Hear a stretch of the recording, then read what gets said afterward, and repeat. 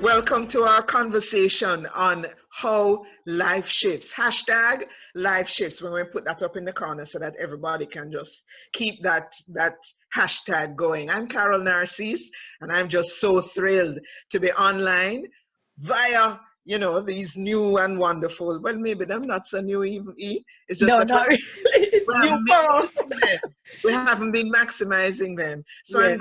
I'm just glad to be online with my sister friend Charlene Fagan, and we're just going to have a free-flowing conversation about this time and how life is shifting. And in fact, the conversation we're having is one we've been having for months now. Yes. So it's not even just about what's occurring at this stage. It is just that in this moment, life shifts takes on a whole new meaning and resonance. So, hail up, Charlene. Hail up, Carol. How you do? You all right?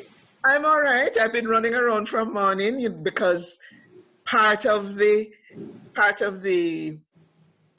blessing of the time, and I'm deliberately saying blessing of the time, right? Because Yes. I could the hardship of the time. Mm-hmm. But the blessing of the time is that because my mom is 89, she's not. I'm being very insistent that she not try to go on the road, which she's very accustomed to doing. Yes. Right? Yes. Yes. So it means that the errands that have to happen for her, Mm-hmm. I have to do them, and they're not always going to come with notice. Yes. So Yes. you get a call this morning to say, I need so and so and so, and you just have to go. What are you going to do? You have to answer to the call. Yes. Yes. Yes. You just answer to the call. Yeah. So life shifts is the conversation we want to have, and I don't know how you're feeling in this moment. It's a mixed feeling. I want to say a mixed blessing as well, because it has allowed me to do a lot more reflections on life in general.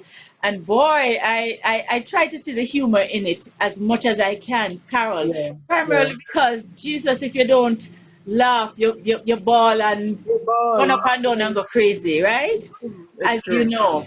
Yes. And there goes a truck, as I said, something may pass, but that's all right. It's we're live.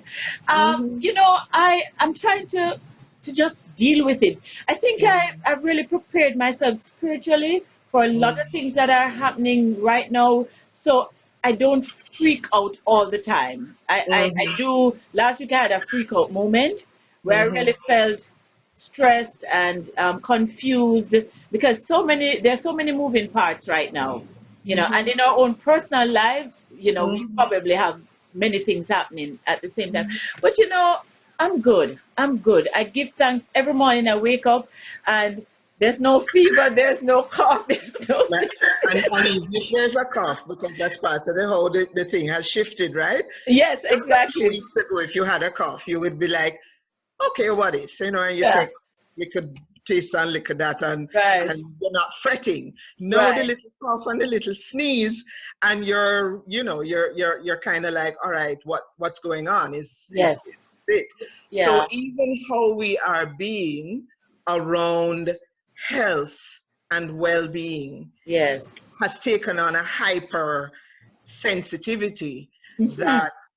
that I think we have to manage, because it can very easily tip over into just being totally hypochondriacal, right? Yes, and paranoia, right? Because Paranoia. So we yeah, have to manage it, but it also is a good thing, because I don't know about you, but a lot of the times I would just kind of ignore stuff, yeah, you're not feeling so great, you keep moving, you keep yeah, going.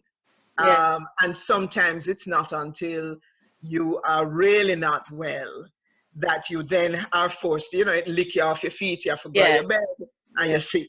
Whereas if the attention had been paid early, yes, right, which we're yes, all now doing, we would have perhaps had more days of wellness than we had before. yes, Um, that's my dog yes. in the I hear it for her.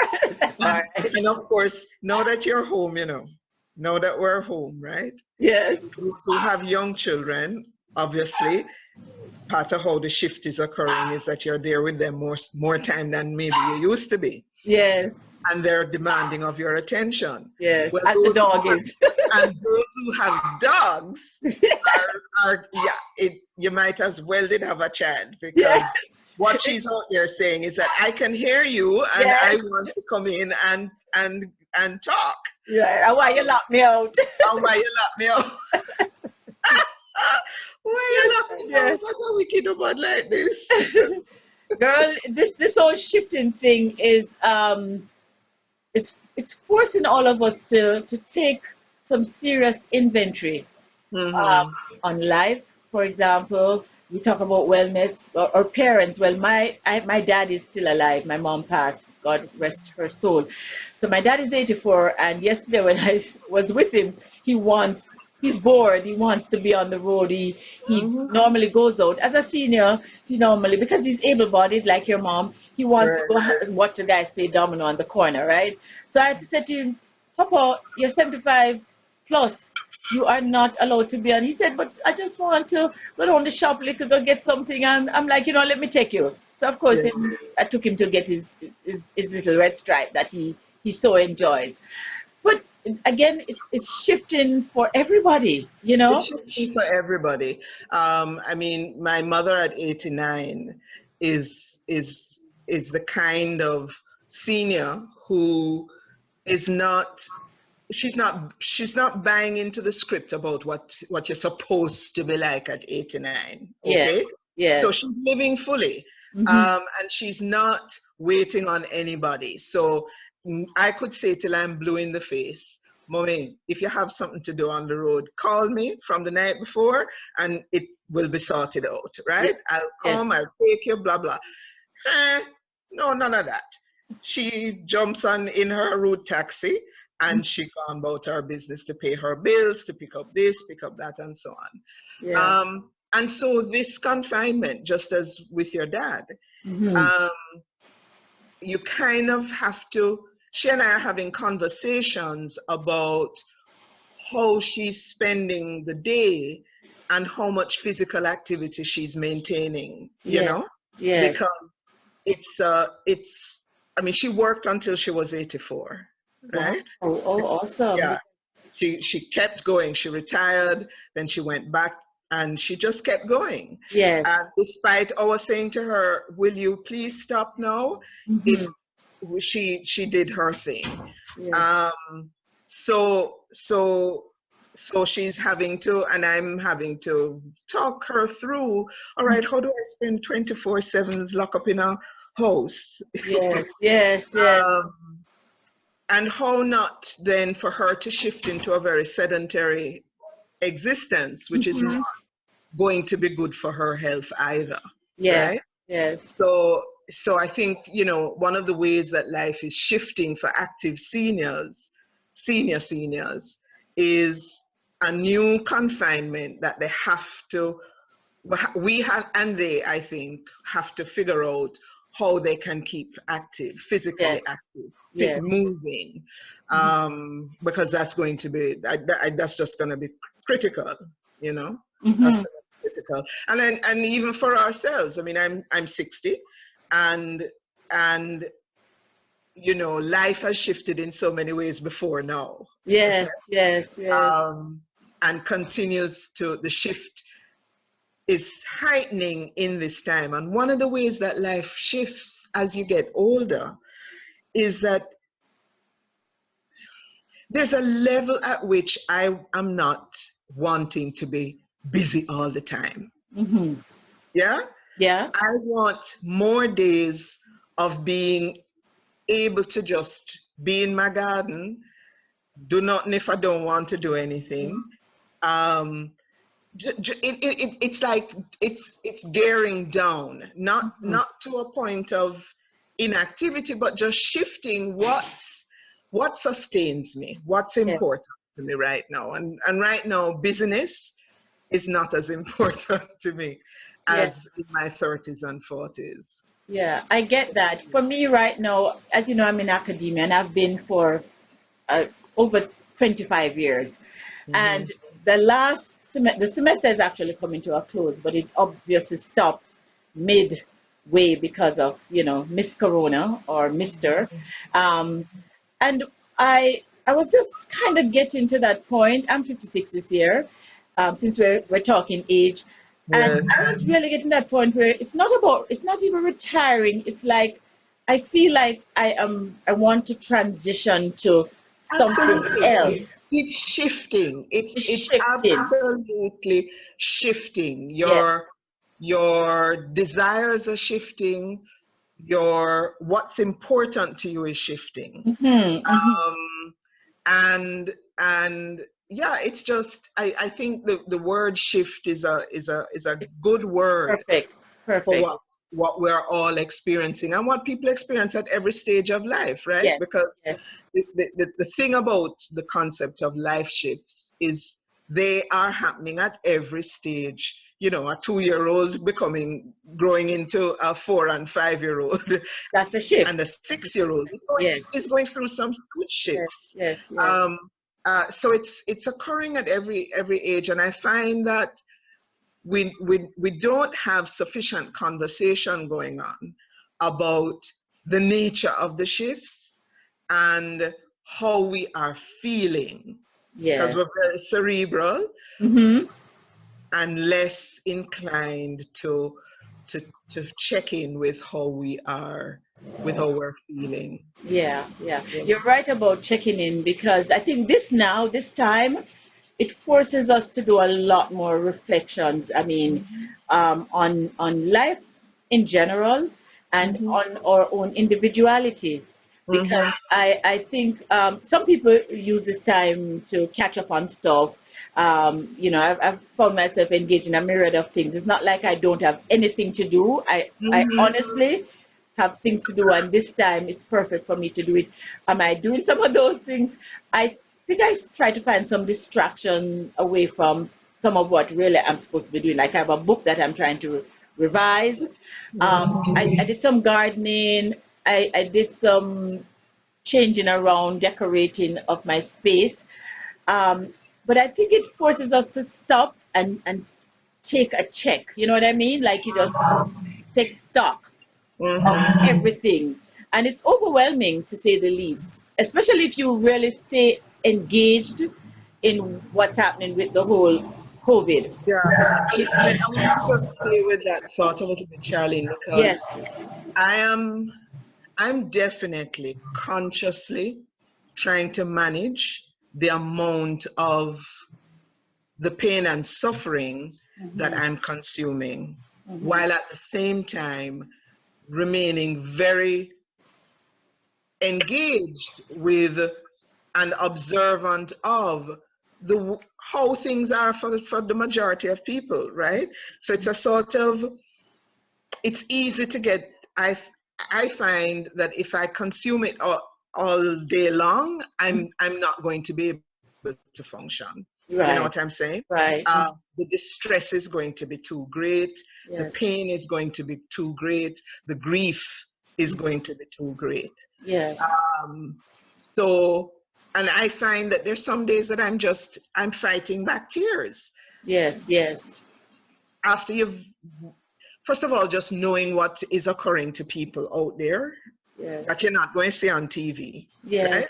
yes, But if you have been working in communities and with people on the ground, you know that this is a major, major challenging moment, for all of us, but for yes, some of us in in a way that's just beyond their capacity to manage, and it's going to take a tremendous amount of psychological, financial, social support to hmm help people through and hmm help families through.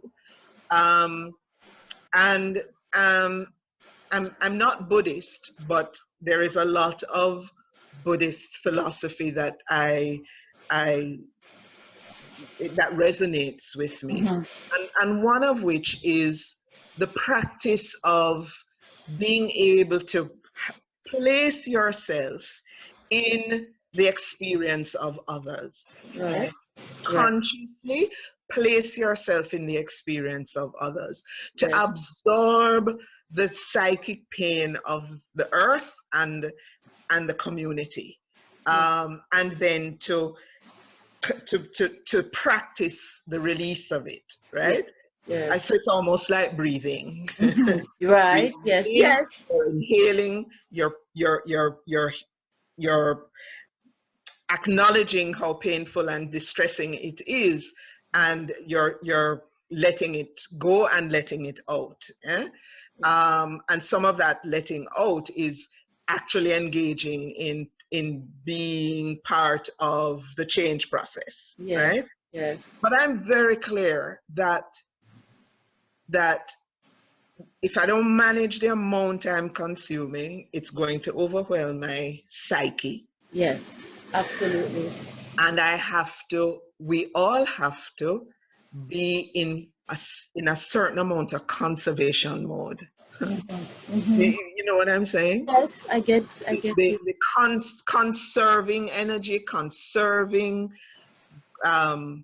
good spirit is going to be important, because this can go on for a little while yet, you know. Listen to me now. Let me You tell you. understand? This, Yeah. if anybody thinks this is going to just go away tomorrow, they're really kind of not getting it. Yeah. Yeah. Huh? And I So think we have to brace ourselves for a lot. yeah, Yeah. yeah, yeah. And then one of the shifts is a return to simplicity. Ooh, that has been a practice that I took on seriously in the last, I'd say, 2 years, but even more so since this, even more so, because I've learned to do without. I'm not a panic buyer. I'm not a hoarder. I don't have 10 dozen toilet tissue. I have just enough of what I need, I think. So how it has impacted me in terms of simplicity, I find creative ways to prepare meals. I don't really eat a lot of things anyway, so my diet is fairly structured and minimal. I have a minimal diet in terms of what I eat. But simplicity in the sense of, I prepare something, steam some callaloo. It don't have to have any saltfish. If I run out of scallion, I can still use, eat it, consume it. So simplicity in terms of even my just preparation of food. And just realizing, like, I'm not really dressed up. I love dressing up. I'm a glam up kind of girl. I have not dressed up since school uh, Took gave a break. that break. Yeah, took a break in, like, I think going 3 weeks now, and I'm okay. I'm on sneakers right now. I throw on a shirt, and I'm like, oh, this feels good. I may get used to this. I'm not dolling up every day. Although for me, fashion is for fun, right? It's not because of any shallowness or anything like that. But I'm like, God, I could, like, all last week I had on the same tights, same leggings. I could do this. So it's a return, as you said, to simplicity, to simple living. Maybe we'll become minimalistic after all of this, realizing that the things are around us and we can't do anything with them. You know what I mean? So, No, but I wanted to add something, Carol. On a spiritual level, and maybe this is part of the Buddhist philosophy. I also am not Buddhist, but I do embrace some of their philosophies because some do resonate with me. I was thinking of staying present. You kind of have to stay present, because if you start thinking what's going to happen next week or in 2 months, how is this thing going to play out, you go mad. Well, I have a beautiful and wonderful sister friend who I love dearly, who is a worrywart, right? Her Yes, way of being is worry. yes, And so she's been saying to me, oh, Carol, oh, God, I'm so afraid. yes. Um, no, and I hear myself talking to her, and I'm saying to myself, Lord, Mrs., why you sound kind of harsh, though? Come and carry her and I bring her in the fear business. You Yes, right, understand? right. And Not feeding even, it. no, me not feed it. I'm Yeah. like, listen, just stay right in this second, this moment, this day, this hour. Yes, yes. It doesn't make sense projecting into the what ifs and the making your imagination take off, Right. because that's a distinct risk of the moment, right? A risk of the moment is that we live in our imagination and fear. Yes. Understand? Yes. So Absolutely. we already see the shortage before the shortage is Hmm. occurring. Hmm. Hmm. We already catch the corona before we actually catch it. Yes. Yes. We already in total lockdown and can't Hmm. leave the house. Yes. That not happened yet, Yeah. right? Uh-huh. So it definitely is something to catch when you find yourself going there, Hmm. to just bring yourself back to, actually no, right this minute I'm not in total lockdown, and right this minute I have food, Hmm. and right this minute I don't have to run and panic. Hmm. And no, so really and truly, as you're saying, I really think that we have to, and we've been using the word practice in Yes. this Practice. conversation so far, Yes. Yes. and that is what we are called to do, is a practice. Yeah, and that's what it's going to take right That's what now. it's going to take. And maybe it's for some people, it's a paradigm shift. Well, for Mm, many people, it's a paradigm shift because that's our name shift, right? Life shift. But major paradigm shift for some people because people are so accustomed to a life that is regularized. It's set up. It's structured. Now mhm, this forces you to take a little step back or two or mhm, three and take it all in, and you have to choose how you're going to take it in too. mhm, And for me, and I'll ask you this, well, you kind of said that earlier. I'm taking it in moment by moment, Carol. mhm, mhm, That's all I can do because you think about your picnic them, you think about your friends them, your family. One of my cousin's mom passed 2 days ago. She's in England, and I think it's from that. That's what I was told. Because mhm. now you have to kind of check facts because people don't die from anything anymore. It seems everything seems to be related to that. So it has come close to home. If Mhm. that is in fact what she died from, which is what was alleged, right? So I don't know. It's allowing us to step back, look, take it in, and decide and practice what we're going to do with it. Mhm.